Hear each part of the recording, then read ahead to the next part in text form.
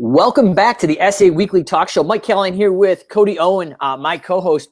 Got a huge lineup coming next week. Carla from The Landscaping Accountant is going to be joining Cody and I talking about all things landscape and accounting. But this week, kind of backed by popular demand, a lot of people were asking over the last several months, Mike, would you mind going in and breaking down how you automated your service business and kind of the story behind that? And if I'm going to look at a business fully automated on Service Autopilot, what are the things I should be looking at to doing that? So whether you go out and utilize a certified advisor, you're building them yourself, or working with all the experts over at the Automation Pro Plus launch team over at Service Autopilot, which is also a great resource, as you're going in and kind of conceptualizing what does a service business look like fully automated, I'm going to kind of break it down how we actually did it in my company step by step. And what you're going to find in your business is you can't really automate the whole thing out the gate. There's certain areas that you want to look at. And I'm going to kind of expose some of the biggest pain points in my business as we started to scale. And there's basically, as we find traditionally in most service businesses, there's really three main hurdles or blocks in your business of growth to that million mark and well beyond. And if you've been lucky enough to kind of blow past some of these hurdles or just kind of, as we say, grind through them, if you can automate these areas in your business, it'll start pulling that time back and allow you to, as Michael Gerber says, work on the business and not in it. Or if you've got a long lost family and friends you haven't talked to in the last 5 years because you've been working 100 hours a week, well, you may be able to make some acquaintance of actually seeing your wife or husband at dinner for once in a while and seeing them on the weekend. So I'm going to be kind of diving into that. Before we jump into it, Cody, though, just kind of touching base with you, what's going on, what's new, what's good since last time we talked last week on the SA Weekly Talk Show with Dylan Rothenberg. Well, I have disappeared into a world of virtual reality. My VR headset arrived, and that's kind of been what I've been doing for fun. I don't have anything exciting to report. All right. Well, maybe the fun is inside the goggles. You never know. So yeah.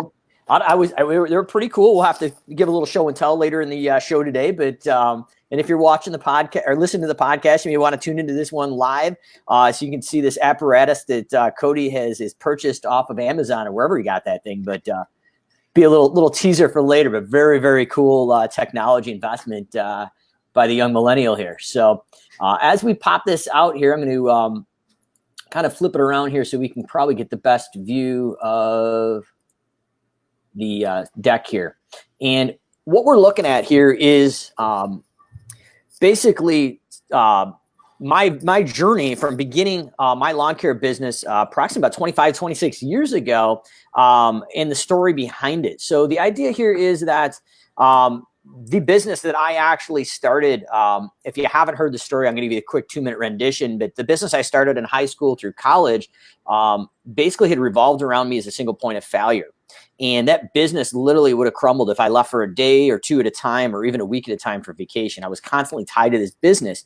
And that business ended up causing a lot of pain and suffering inside my personal life, as I was kind of joking about with Cody here, literally working about 100 hours a week, 7 days a week, just trying to keep this business going because everything that had to happen needed me to approve it or actually do it. So once we kind of hit a point where that business actually caused a divorce, we went out and found automation. So right now we're looking probably closer to 4,000 to 5,000 hours that we personally have spent inside my business and SimpleGrowth automating systems and processes on Service Autopilot. I went out and invested well over $150,000 finding the experts in automation. So was it text messaging, SMS? Was it email marketing?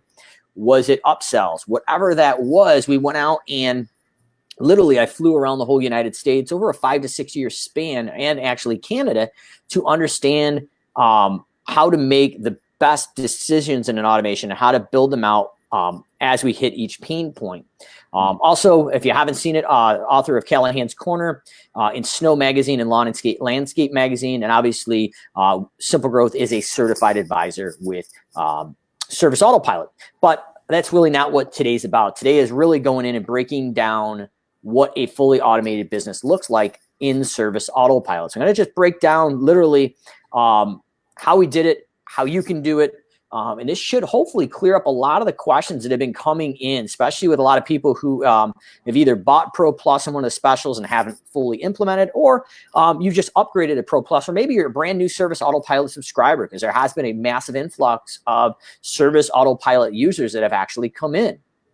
So the first thing we want to look at is traditionally your sales process. And this is a flow chart of the sales process on a very high level. And I'm going to break down some of the tips and tricks to have this fully implemented.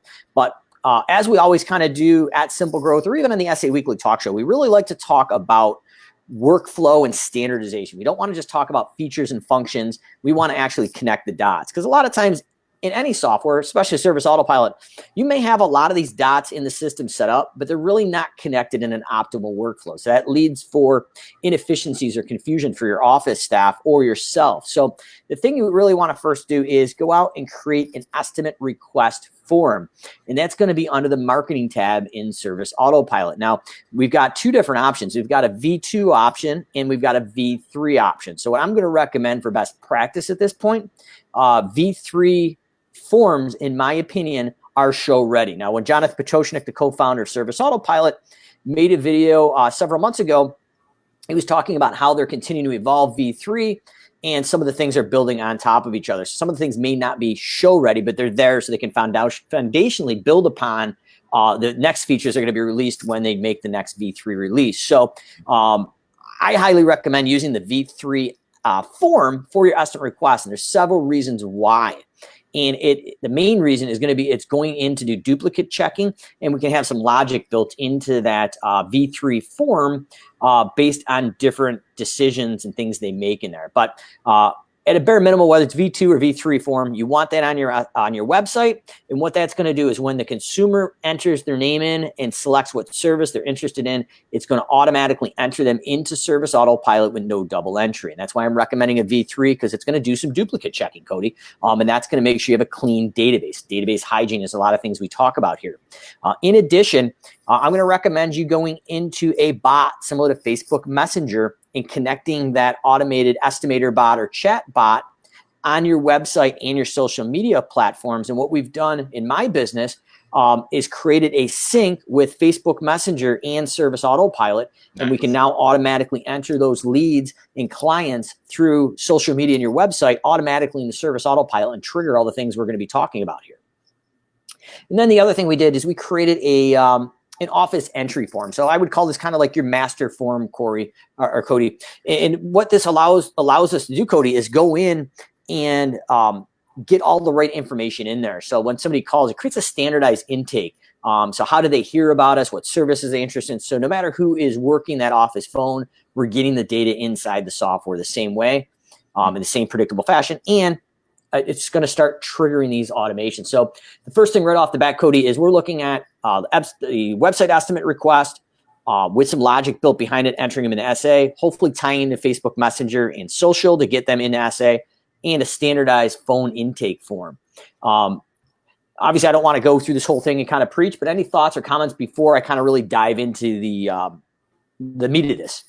So looking at the lead capture section, the only thing that I don't immediately understand how you're doing it in SA is that connection between Messenger and SA, because we talk a lot about how Service Autopilot doesn't have an API, so it can be difficult to use other tools with Service Autopilot. How are you making that connection? Yeah, great question. So we've got SimpleGrowth as a certified advisor has its own development team. And it's a pretty deep bench. So what we've done is going in and wrote some custom code tying into the API of Facebook Messenger, and then being able to insert that code into Service Autopilot through a couple different methodologies.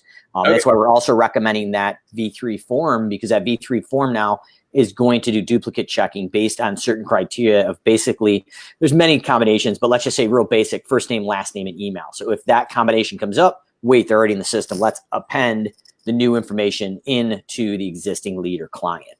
Nice. Whole different conversation, but I'm willing to have that conversation as well, kind of how we built that out. But yeah, we definitely have created a one-way sync with duplicate checking from Messenger and Messenger on your website into that form and then into the system.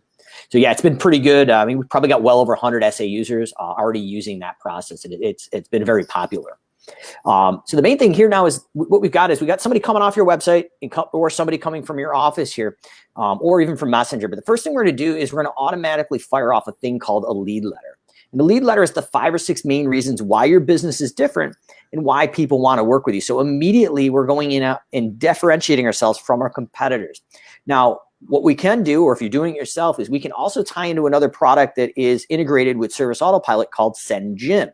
And what SendJim can do is trigger off an automated hard copy mailing in the mail with this lead letter. And the envelope can look like it's hand addressed.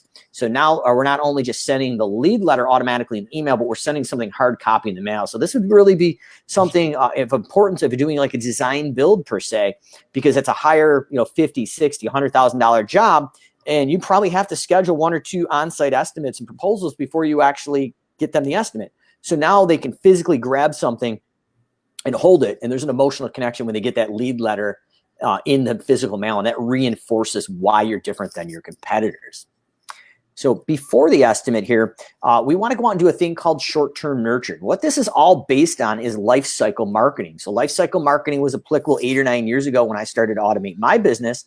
And now, even 8 or 9 years later, it's still very applicable. The idea here is we want to take the logic from that V3 website form and say, okay, if somebody's interested in weekly lawn mowing or weekly cleaning, we are going to educate them to the specific service they're interested in themselves. So let's just use the example of lawn mowing. So if Mrs. Smith hit the website, she's automatically getting that lead letter via email. And before the estimate, or in conjunction with the estimate, if you're closing those gateway services we talk about over the phone, she's going to get between 1 to 3 emails of short-term education. And it's literally no sales pitch. We are going to teach her how to do that lawn mowing as a professional herself, how to sharpen the blades, maybe proper mowing height, proper irrigation to go with that service. And what that's done is created you as the expert. We're creating that higher perceived value so you can charge a higher price. In addition, what I really recommend is if you're building this yourself, go in to those short-term education documents and overcome any sales or price objections up front. So we're going to shorten that sales cycle. Traditionally in my market in upstate New York for my lawn care company was, do I need to be home to have the service done? And are you going to close that fence gate behind you? Because a lot of people obviously are nervous. If they get home, they're afraid the technician didn't close the fence gate. Either the dog or the kids are going to be running out of that fence gate and possibly running into traffic. So we're going to address the concerns before they're even brought up. So we shorten that sales cycle, and we create a higher perceived value as you as the expert to charge the most in your market. And this is right up to the point of where we submit that estimate, Cody. Any thoughts or questions around that process up to this point? No, that's awesome. What you were saying about like life cycle marketing being relevant 8 or 9 years ago and still today, those principles don't change. The tools that we use to exercise them will definitely continue to change over time. But I mean, 8 and 9 years ago, sending, email nurtures was still something that, those tools were still relevant then as well. So this knowledge will stay with you regardless of what tools you need to use in the future. Yeah, and very similar to, so we've got Marcus Sheridan, I believe, is going to be the keynote speaker at SA Thrive this year, the virtual summit. Well, Marcus Sheridan owned a company called River Pools and Spas. By no means am I comparing myself to Marcus, but what Marcus was doing outside of some of the SEO and videos was doing life cycle marketing. That's something that he learned on another CRM platform called HubSpot. We were doing this originally in Infusionsoft before Service Autopilot had automations. And some of the things I'm going to touch on later in this is why if you're going to automate using Service Autopilot, it's really important to keep your automations inside natively in Pro Plus and the major benefits of that. But Marcus Sheridan of the Sales Line was out there doing this literally 8 or 9 years ago. He was doing pools, and I was doing this in lawn care. So I would tell you, no matter the industry, if it's a service business, this works. And it's about education, and very similar to Marcus's book, They Ask You Answer. You're answering those questions or concerns before they arise and shortening that cycle and becoming the expert. So very interesting perspective when I saw Marcus speak first time at one of the SA conferences. So the next thing is we're looking at, Cody, is we're going to submit that estimate. I know we always talk about it here. It usually takes 5 or more follow-ups to land 80% of the sales. So 80% of the sales are made on 5 or more follow-ups on an estimate. So what you really need to do is create a sales pipeline so you can see where people are at. And we've chosen through a lot of research 20 days. So we call just this process right here 20 days to close. But what it does, as soon as that estimate is submitted, it goes out and follows up on each and every estimate via automated email, automated text, and phone calls. Yeah, believe it or not, phone calls. We're going to recommend you do that. And they will come in as a form of a to-do, and in V3, once some updates kick in, it'd be in a form of a ticket. But what you want to do in that to-do is what we recommend, and what we've done is we literally have a script for the person in your office calling, saying, hey, call Mrs. Smith. It's been 3 days since we dropped off that lawn mowing estimate. Here's what to say if she says the price is too high. Here's some call script to overcome that sales or price objection. And then the most important part, really, in my opinion, Cody, is at the bottom it says, if she becomes a client, do this in Service Autopilot. If she doesn't become a client, do this in Service Autopilot. She's like, you know what? I'm not sure if I'm going to hire you guys or not. I'm price shopping and it's the spring and I'm going to get a couple quotes. Mm-hmm. Cool. Do this in Service Autopilot. So what we've done is created a predictable workflow for either your internal team or a virtual assistant, such as Pink Collars or Call Boss or some of the other certified advisors that are working with inside Service Autopilot. So you've created a process there. I want to say what's up to Hobie Barrett. Obviously, yeah. Hobie, a longtime watcher there, he says ringless voicemail bomb. So absolutely, Hobie. So that was, you stole my thunder. So if you don't want to make those phone calls, we also tie into that product called Send Jim. And what a ringless voicemail bomb does is it literally hits the cell phone on record. It doesn't ring, but it looks like a missed call here. And it's a pre-recorded message. So you would have probably a different message at day 1 and day 3. But in my instance, be like, hey, it's Mike from Callahan's Lawn Care. So sorry I missed you. Wanted to leave you this voicemail. It's been 1 day since we dropped off your estimate. If you have any questions, call our office back at this number, or better yet, feel free to accept the online estimate. But we've created a personalized but automated phone call follow-up based on the timing of the estimate and the service or the status of that estimate. So it's fully automated. And the secret to success here, and I will tell you time and time again, a lot of people want to mess with the methodology, and every time people want to tinker with it, the issue is it doesn't work unless you actually do that. So it looks like we may have lost Cody here. Hopefully he'll be back here in a minute. But let me swing over here to see if I can't grab him and get him back in.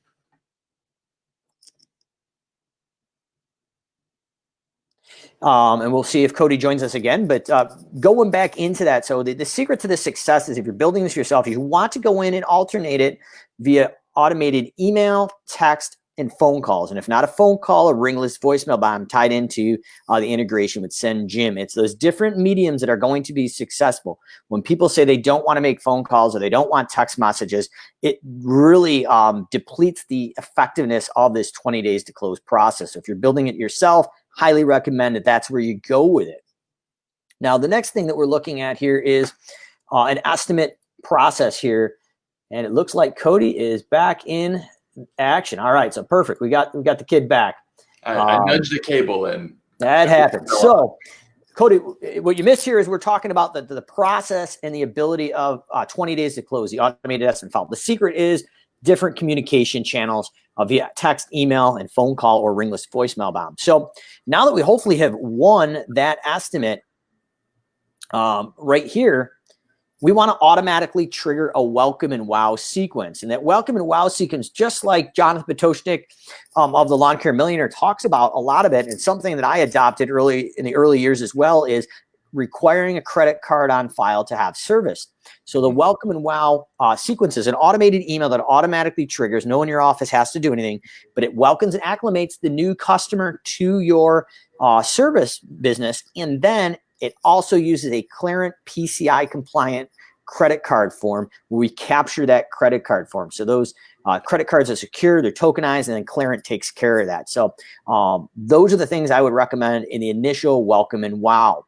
And next thing we do is we drive in and build logic in the automation. So if you're building this in your service business, you want to have some logic in that automation, because if the first person or the first time they sign up is a reoccurring, say, weekly or bi-weekly mowing or cleaning, we want to follow up for 30, 60, and 90 days. So 90 days is the biggest area where people cancel.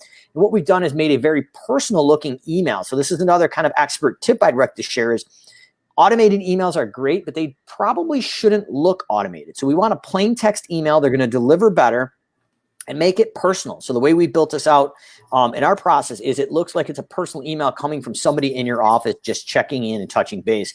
And what you're going to find is the consumer, if they're unhappy, is probably going to write back and be like, hey, guys and girls are doing a great job mowing the lawn, but occasionally not blowing off the back patio, or in cleaning, hey, they're doing a great job cleaning the house, but they're not wiping down the tiles in the master bath. So we're capturing those little issues before they escalate to cancellation issues. But it would be kind of weird, Cody, like if you just signed up for one-time aeration and overseeding for the first time in my business in the fall, it's going to be goofy if I follow up 3 times. So what I recommend here is you build logic in that automation to follow up only once. If it's a one-time service or if it's a reoccurring service, you follow up the 30, 60, and 90. And this is going to be part of the benefit of automating, having your automations inside Service Autopilot through Pro Plus, because it's going to be able to go in natively and jump into different statuses and features of the actual service and scheduling and billing, where if you used an outside platform, it would never do that. And that's one of the things you talked about, Cody's like, how did you do that without an API? And an API allows 2 softwares to talk to each other, very similar to the QuickBooks sync. Mm-hmm. There isn't that in there, but you really don't need an API with Service Autopilot because the automations tie into all the native features that are already there. So it's if you haven't experienced, it's something I think you really should, because that's what allowed us to shift from our other automation platform and move it all into SA once they started having automations. And we had huge success, even more than we did in the earlier days, because there wasn't multiple system chaos. Yeah. Mike, real quick, one of the themes that I'm seeing here is that we're maintaining a very close relationship with these clients, but we're able to automate all of our side of that relationship while giving them every opportunity to raise their hand and tell us, hey, I have a problem. Hey, something's going on here that's not like up to my expectations. That keeps you really close and feeling really like small and mom and pop while having the customer service of a much larger company. Exactly. And there's a couple things that I'll touch on that before I kind of get into the happy holidays and some of that long-term nurture is in this kind of welcome and wow process, or kind of extended nurture, is we built several automations that do just that, Cody. So I've got the pleasure of having one of the Service Autopilot users actually do the home cleaning at my house. And Tina and her crew utilize a automation that we call Be There, Been There, real tongue twister. But the automation basically says, hey, we're going to be at your house to either cut the grass or mow the lawn or do the pest control. And it, depending on the dispatch, when it happens, but traditionally we recommend 24 to 48 hours as a heads up. So I know I got to leave the key or do something for the cleaner so she can get in the house and clean the house. Cool thing is, I mean, and I'm working from the house today, so it's a little bit different, but normally I'm at the main office for SimpleGrowth. I'll get a text message that they just left the house within about 5 minutes. So now I know, okay, the house has been secured, it's locked, and I know the cleaning's done. Mm-hmm. So, yes, but a larger company would probably do that. You don't see that from smaller companies, but the power of automations now gives you the ability to have those extra touches that you would never have as a smaller organization. Pretty much at no extra cost. It's once it's set up, it's kind of set it and forget it.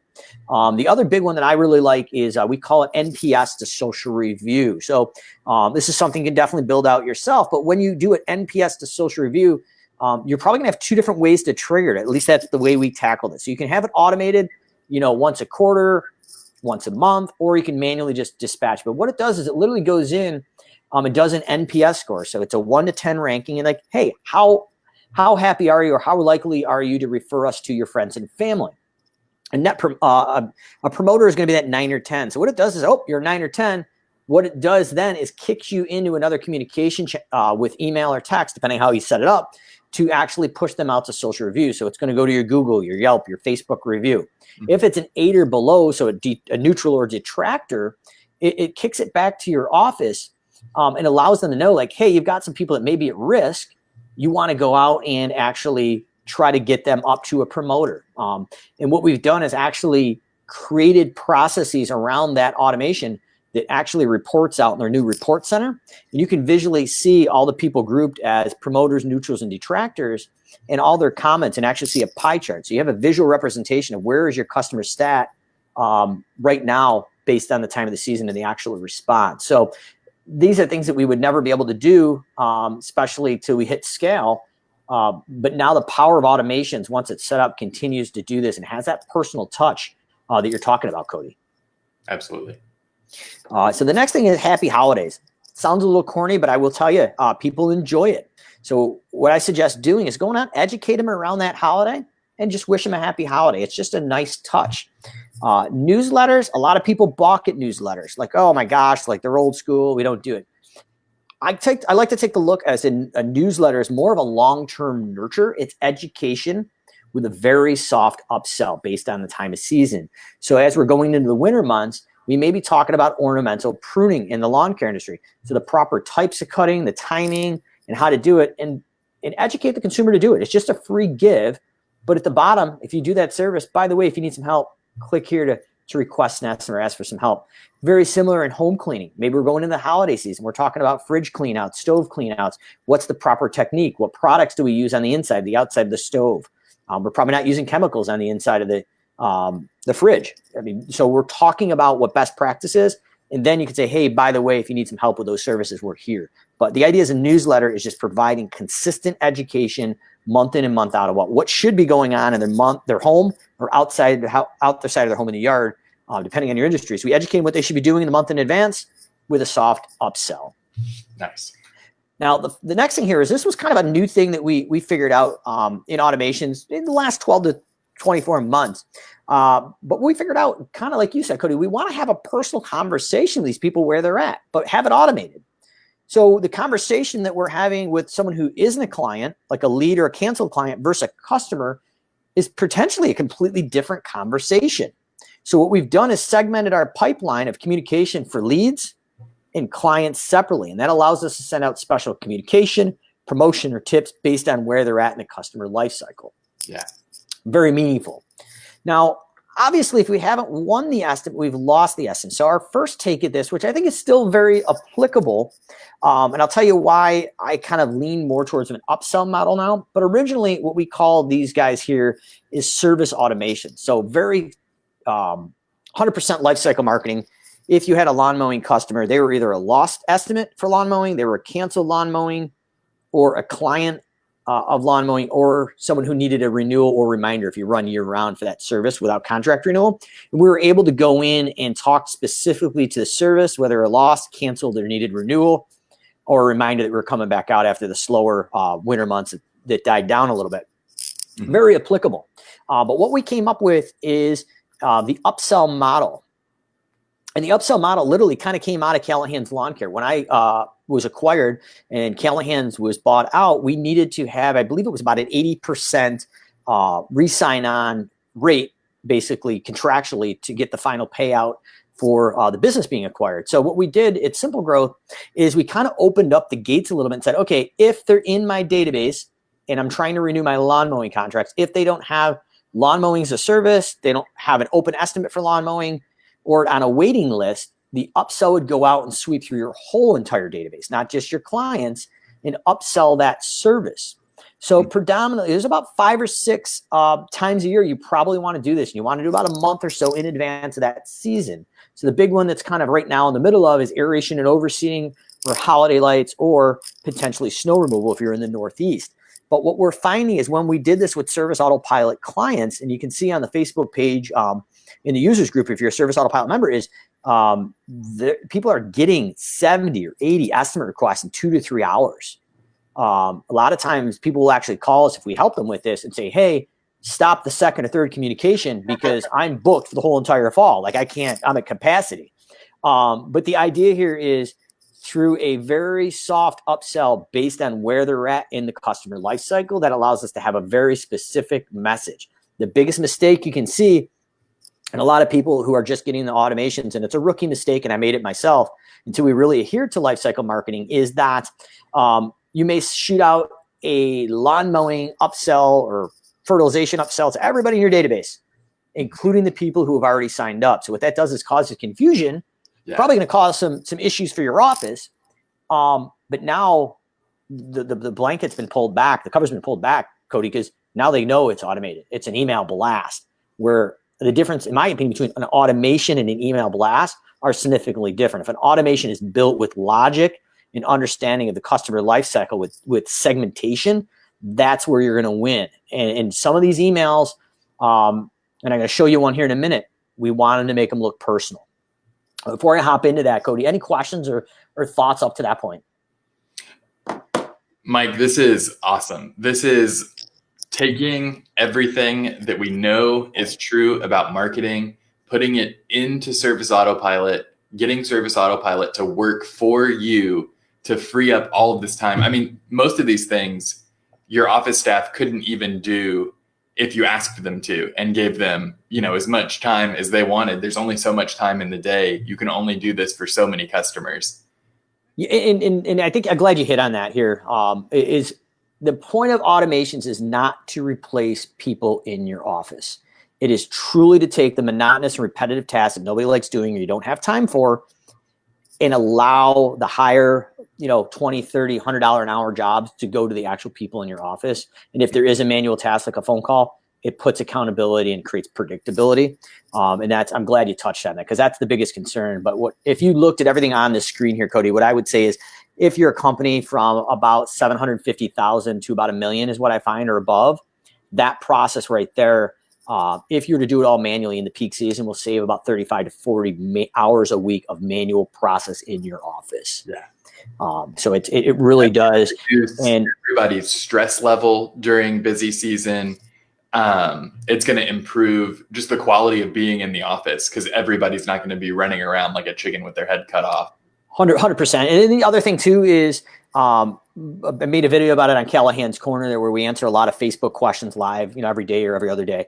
But one of the questions submitted to Callahan's Corner was, what size is the appropriate size to automate or beyond Pro Plus?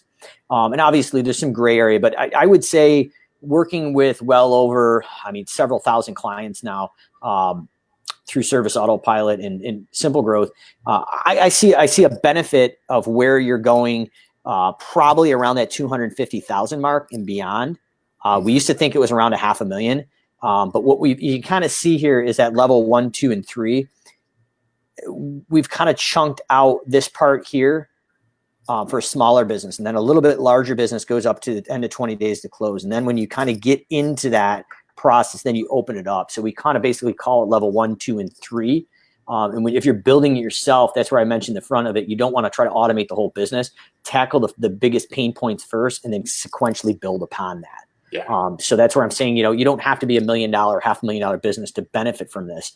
Just the ability to update credit cards and overdue invoices and things like that is a huge thing that'll pay for itself. And just like the AR accounts receivable, in the early days at Callahan's, they got out of control, but when we automated a process that systematically followed up on those past due invoices, and when credit cards were about to expire or failed, it just started to buy that consistency back. And to get into that personalized view of, it needs to look personal. It shouldn't look automated. This is literally right out of my email inbox, before we even went over to Gmail. But this was out of 2016, and we had almost 500 people there. You can see on the screen that responded to this email. It wasn't even 500 people sent. It was 496 people actually responded to this email. And I call it a quick follow-up. We still do. But this is the email right here. And some people may have seen this, but I want to reinforce this. If you can't read it on the screen here, it's probably pretty small. What that email says is, hey, Stacy, just want to reach out, see if any questions regarding our estimate. If you want me to save you a spot on the list this season, just let me know. Have a great Saturday. And it's got my name underneath, Mike Callahan. You probably can't see it on there, but the M on Mike is lowercase. Now, everybody knows sometimes I fail to proofread some of my stuff going out if I'm in a hurry, but this was intentionally left with a lowercase m because I wanted to look like it was sent from my iPhone. And if you can see it on the screen there, it looks like it's sent from my iPhone. So this email goes out 2 days after every estimate, and it closes on average right now in lawn care and home cleaning, with it a percent or two either way. 20% of all the sales that you win are usually closed on this one email, because it looks like you actually took the time at 6:30 in the morning after 2 days of your estimate to follow up personally. These things close. Lady wrote back, I'll talk it over with my husband and get back to you ASAP. I love the business practice and all the info you provide up front. So Stacy loved the short-term nurture in the lead letter because we were different. Just another copy of this here. Lady wrote back. She says, we have a puppy and don't want anything toxic in our yard. So it allowed us to upsell our organic fertilizing. So Cody, when we built this, this is the winner of 12 to maybe 15 different versions of this email. And it sounds so stupid right now saying, hey, make it look like a person actually sent it. Don't plaster your logo and videos and pictures all over it. Because at this point in the customer life cycle, a person or an automated person is going to convert better than something that looks like an email broadcast. Very similar to going through your Facebook feed. We tune that out. An advertisement's an advertisement. Same thing when we're in an email. So this email has been A/B split tested, and this was the winner by a landslide. So if you don't take anything away from this, if you're going to automate your business, or even if you're sending manual emails, make them look like they're sent from a person. They will interact and convert a lot better. Absolutely. All right. So I know we're almost near the top of the hour, so I want to go through this a little bit quickly, but we've tackled your sales process. Now in my business, we had all this work. We almost went out of business because we couldn't get enough employees to do the work. And this was well before the labor crisis that we're all seeing right now. So what I'm going to recommend is this can be done in Service Autopilot. And this is what we are doing in Service Autopilot.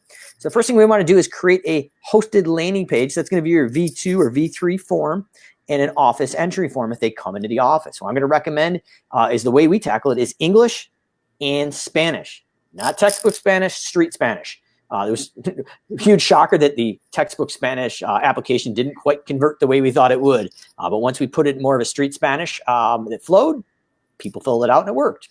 But the idea is once you get them to fill out that application, we drop them in to the entry point. We drop them into an online application, English or street Spanish, make them jump through some virtual hoops, Cody. So a lot of times people are just filling these out to stay on unemployment. Let's at least have a couple processes here that make them walk through this. But let's say Joe's our applicant. He gets through that. Now a to-do or a ticket pops up in Service Autopilot and says, hey, call Joe and set up an interview date and time. He's made it through the application process. So you'd enter that into, I would recommend what we call our employee master form. You plug in, start the application date and time. And the automation now is going to text message Joe the day before and the week before the interview, let him know where to show up, when to show up, and the ability to opt out of it. So if the guy's not going to show up, hopefully gives us a courtesy because he's already met his unemployment threshold. So you're not having 10 estimates and only having one person show up maybe, which happens, especially nowadays. Other cool thing I would recommend doing in this, if you do it this way, is assign some homework to this guy or girl. Send them out to the DMV to get a driver's abstract. They got some skin in the game. So by the time they get to your office, we know they're at least interested. And I don't know about you, Cody, but I right before COVID, I had to spend some time at the DMV. If that individual is willing to sit in that DMV for 45 minutes to an hour, they're committed to getting a job. Usually costs $4 or $5, and we would just literally pay them when they showed up with that to reimburse them.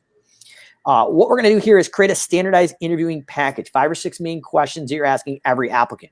The automation, in my opinion, should prompt the interviewer to rank the applicant in A, B, and C fashion. This is built around stacking the virtual bench that we talk a lot about here in the SA ecosystem. So we're going to go out at least once a week and interview all the positions in the company, whether we need them or not, and the automation ranks them A, B, and C. And what we did in SA is we created a custom view or filter in reporting that literally allows you to say, I want all my A applicants from the last, say, 20 days, and it gives you a glorified laboring or a labor pool to hire from that's qualified, or basically a glorified hiring checklist. So now when you need that person, you've got them in your database. Before, normally you'd have to go out and find the person when it's too late. So we've created that virtual bench. Yep. When you hire them, we're going to go out and automatically indoctrinate them. Your mission, vision, values. Jason Cupp, really near and dear to the SA ecosystem, talks about culture a lot. So we need to indoctrinate them to that culture piece. We concentrated more on the mission, vision, values to get the alignment to not just a paycheck, but a culture. And tax documents. We all know too well in the spring, when things get crazy, we don't always get the documents filled out when we should. We just need to get them in the field trained up so we can get going. So we allow the automation to take care of what should happen to happen each and every time. And when we built some timing in this, so indoctrination tax documents goes up to 3 and final attempts. So one thing to keep in mind is when you're building your automations here, Cody, is you don't want to think about just the perfect path, but what happens if this guy or girl just after 3 attempts doesn't fill out their tax docs? I'm guessing they're not a good fit. If they won't take the time to actually get paid, then they're probably not a good fit. So what the automation does here is it says, hey, through a task or a ticket or a to-do, says, hey, Joe didn't fill out his tax documents after the third and final attempt. At this point, I recommend firing Joe. So the automation here is really built out, if you model it after this, to buy time back from you and your team to screen out the right applicants to only get them the interview. And then after you interview them here, we indoctrinate them and onboard them before we train them and test them again. And then the final part here is kind of my favorite. We go out and actually we made about 36 videos on how to use Service Autopilot in the office with testing. So we created an online automated video training series and basically onboard any new admins. So that took sometimes a 20 or 30, 40-day period to get someone up and running 100% on SA. Now we've standardized it to about a 7 to 10-day learning curve, and they're up and running on their own. And then that worked so well that we went out and actually took a tripod, a wireless mic for about $100, and a smartphone, and made videos in the field how to do every service we did. So instead of going out and buying an online generic process to train your field staff, we created a video training process inside our business. And what we found is that cut off at least a week to a week and a half of learning curve because we had them watch the videos before we ever put them in the field. That's awesome. And that was huge. But if you're looking to create a turnkey business, it's almost like a franchise without the franchise fees. This was one of the things that allowed me to leave the business at 30 days a pop, because every time we hired a new person, myself, the guy who ran the business, had to be there the first 2 to 3 weeks to get this individual up and trained. And then the final thing here is the employment contract and handbook. So these are things, once again, I mentioned Jason Cupp, really, really good resource for these type of things. But the problem is, even when you had them in place, things got crazy in the spring. Half the time you'd forget to get the person to sign it or actually go through it. So now the automation tracks what should happen and makes sure it happens when it happens. Now the business owner or manager doesn't have to babysit the process. So as we wrap it up here in the last few minutes here, Cody, any thoughts, comments around this before I dive into the third final hurdle to get to that million mark and beyond when you're automating your business? Mike, I think you're touching on one of the really important things about automations that I think people forget about, is that automations act as guardrails for the processes in your business. You've set things up to work a certain way, but when things get crazy, that's when we start cutting corners and skipping things that we know are important, but we don't have time to deal with it right now. And having an automation that pushes all of these things, that handles them for you, acts as those guardrails that keeps you within the bounds of what you said you were going to do. Correct. It's kind of like bumper bowling with the kids. I mean, it kind of keeps you in that lane, it keeps you focused. And if you start veering off, it takes care of it for you. So the final part really, Cody, is this was kind of my final journey to be an absentee owner. I call it repetitive tasks. But what traditionally we do is we just take what's in the business owner's head. And obviously, if you're in my head, that's probably a scary place. But what we do is we go in and delegate and automate. And what we found inside Service Autopilot is there's actually 7 core areas of business can be automated on Service Autopilot. And they are sales, customer service, scheduling, billing, office manager, maintenance, and owner. And what I found is if we're not there telling people what to do every day, every week, every month, quarter, or even annually, it's not happening. So now that you've got 20, 30 employees, that's great. You get sucked back as a full-time daycare. So, you thought you got yourself out of the fire, but you really haven't. Now you're just literally fighting fires all day by telling people what to do. And if they don't do it, you got to follow behind them. So just an idea here of kind of some things you can do here. If you're watching the recorded version, you want to zoom in, that's awesome. But these are like the 38 or 39 core things when people work with SimpleGrowth as a certified advisor that we just give them. These are like some of the big things that we recommend on a repetitive nature that you should be doing. But a real quick example here is, let's say you got a full-time sales guy. His name's Joe. And Joe's job is to go out and do all his estimates today and make his follow-up phone calls if you're not utilizing ringless voicemail bombs. So what happens is when Joe signs in, he gets a notification that these are all the things he needs to do. At 5 or 5:30, the automation will notify Joe if he doesn't have his job done via text or email, depending how you set it up, based on the severity of it. And then it can automatically notify the business manager or owner via text or email, depending how important it is.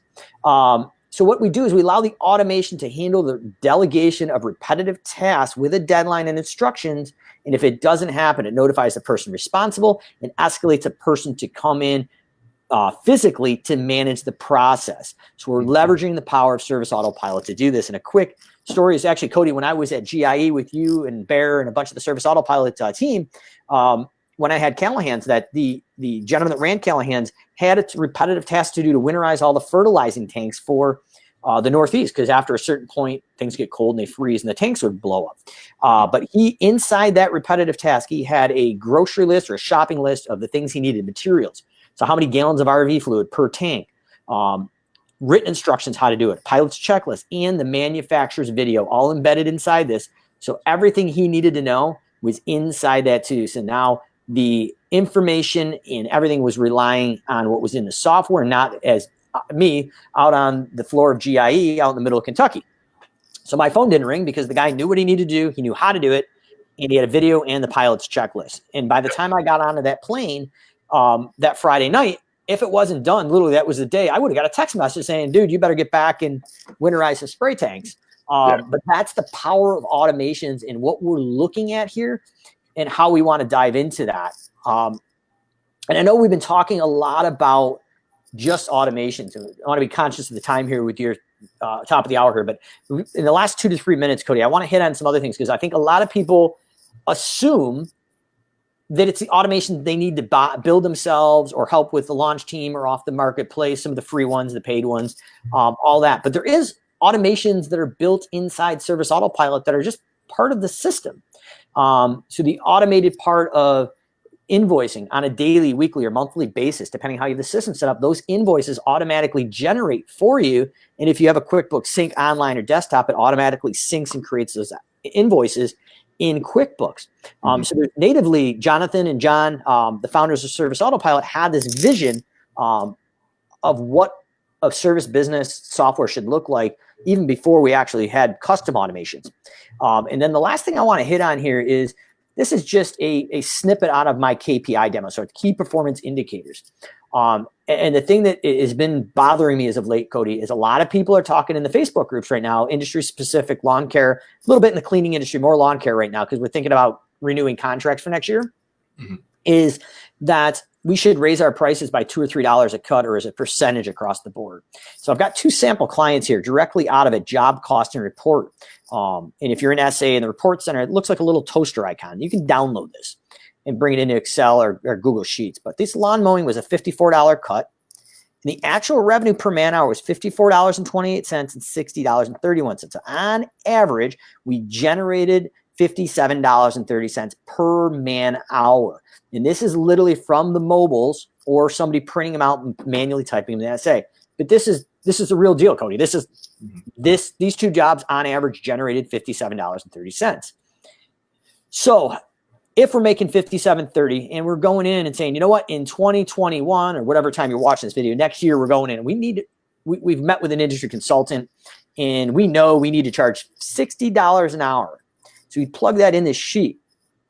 What the sheet does is tells you your current price is $54. The new price has to go up $2.56 to the penny to $56.84. That's what you need to charge to hit your hourly goal. So we're only raising the prices on the accounts that require it. And we talked about it before, but when you go out and do this and you do a wholesale price update, you're raising the prices on your most profitable clients and you're forcing them to go out and shop you.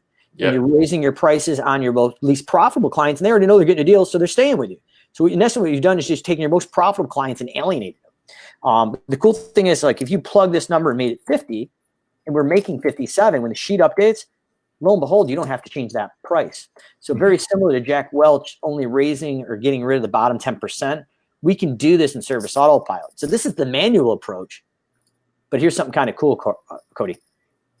So this is a test account, but I've got all the services here in here. And what you see here is, on average, this job needs, over the course of the year, needs to be raised by $10. All these are zeros. Obviously, it's fictitious data. Like this one here needs to be raised by $551 a visit.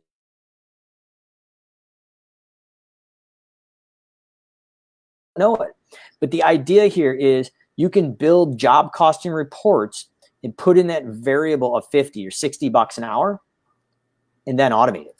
Yep. So if you're in here, I believe the limit right now is up to 5 reports. But if you kind of hover over this little guy here, I can send this once. I can send it weekly, monthly, and I can send it to anybody in my organization I want. So you can take the data from the report center and automate the reporting to the people that need to know what's going on, when they need to, when it's going on, and get that in there. So once again, these are reports. If you're busy in the spring, you're probably not going to have time, or this is the last thing on your mind to actually go out and automate that being sent to your team. But now you can even send it to yourself. So if you're in the field still being an entrepreneur on the truck, that's great. Like, I love that. I loved my time on the truck.